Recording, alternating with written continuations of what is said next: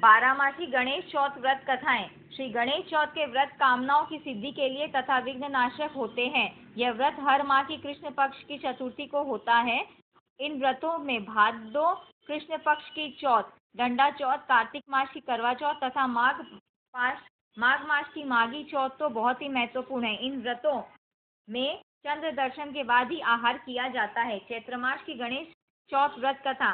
पार्वती जी ने गणेश जी से प्रश्न किया कि चैत्र मास की चौथ को किन गणेश का पूजन करना चाहिए। गणेश जी बोले कि मातेश्वरी, इस दिन विकट नामक गणेश का पूजन करना चाहिए। व्रत करके पंचगव्य, गोम्य, गोदुग्ध, गोमूत्र, गोघृत, गोदधी ले गणेश जी का पूजन करें। घी तथा बिजोरा की हवन में आहुति दें। ऐसा करने से संकटों का नाश होता है तथा बांझ स्त्री को भी पुत्र हो जाता है। सतयुग में कमरध्वज नामक एक राजा था। वह अपनी प्रजा का पुत्र के समान पालन करता था। उसके राज्य में कोई दुखी नहीं था।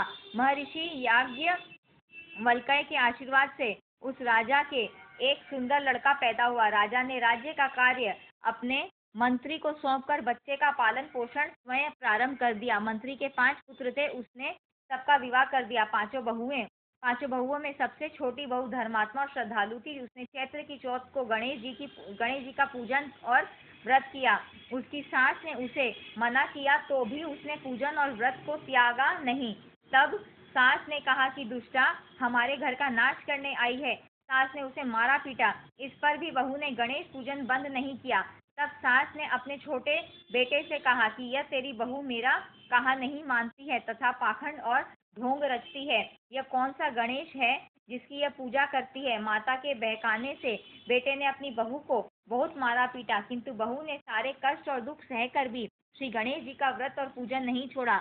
बहू ने व्रत पूजन के बाद बड़ी श्रद्धा के साथ गणेश भगवान से प्रार्थना की कि मेरे पति, सास और ससुर के हृदय में अपनी भक्ति भावना उत्पन्न कर दो, जिससे वह मुझे सताना छोड़ दें। दूसरे ही दिन श्री गणेश जी ने अपनी माया से राजा के पुत्र को धर्मपाल के घर में छिपा दिया और राजकुमार के कपड़े और आभूषण राजभवन में डाल दिए।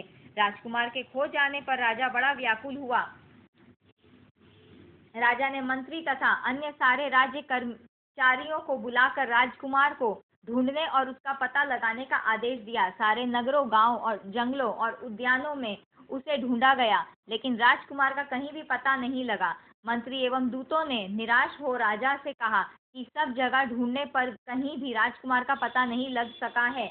इस पर राजा ने मंत्री धर्मपाल से कहा कि अगर राजकुमार का पता नहीं लगा तो तुम्हारे सारे परिवार को मौत के घाट उतार दिया जाएगा। राजा के वचन सुनकर मंत्री बड़ा दुखी हुआ।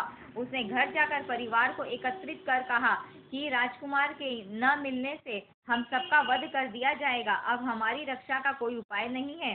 सबको दुखी देखकर छोटी बहू ने कहा कि पिताजी, आप लोगों ने श्री गणेश जी के पूजन में विघ्न डाला था, इसलिए यह उन्हीं का कोप हुआ है।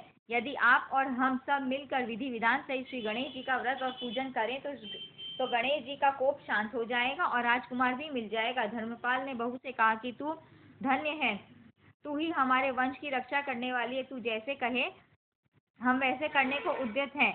बहू के कहने पर सबने बड़ी श्रद्धा और लग्न के साथ कष्ट नाशिनी चौथ का व्रत और पूजन किया। व्रत और पूजन के प्रभाव से गणेश जी प्रसन्न हो गए और उनका कोप भी शांत हो गया, जिससे राजकुमार प्रकट हो गए। इसलिए इस व्रत से बढ़कर और कोई दूसरा व्रत नहीं है।